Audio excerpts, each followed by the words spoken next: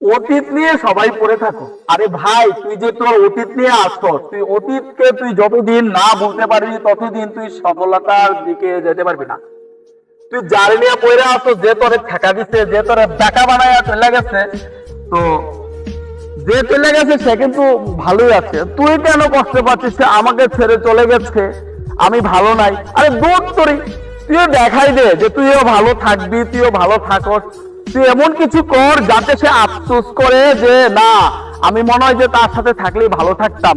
আর তুই যদি নেশাগ্রস্ত, না ঘুমাইয়া চেহারার মধ্যে একটা ছাপ ফালাই দিয়া বয়স্কর মানুষের মতো একটা করস, তাহলে তুই ভালো থাকবি কেমনে রে ভাই?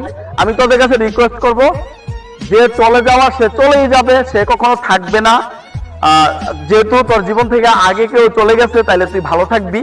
তো ভালো থাকার জন্য আমি বলবো, অতীত পারলে অতীতকে একদম এমন শিক্ষা দে যাতে বুঝতে পারে যে না, তার সাথে থাকলে আমার ভালো হইতো, তাহলেই তো তোর সাইন। আর তুই কষ্ট করবি ভাই, তাহলে তো তুই ভালো থাকতে পারবি না।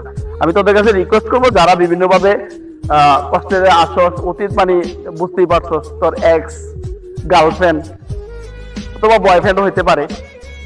তো এগুলার কাজ, প্রতারকের কাজ হচ্ছে প্রতারণা করা। তো যে প্রতারণা করে সেই ঠগে। তুই দেখ ভাই, এই পর্যন্ত যারা প্রতারণা করেছে কেউ ভালো নাই।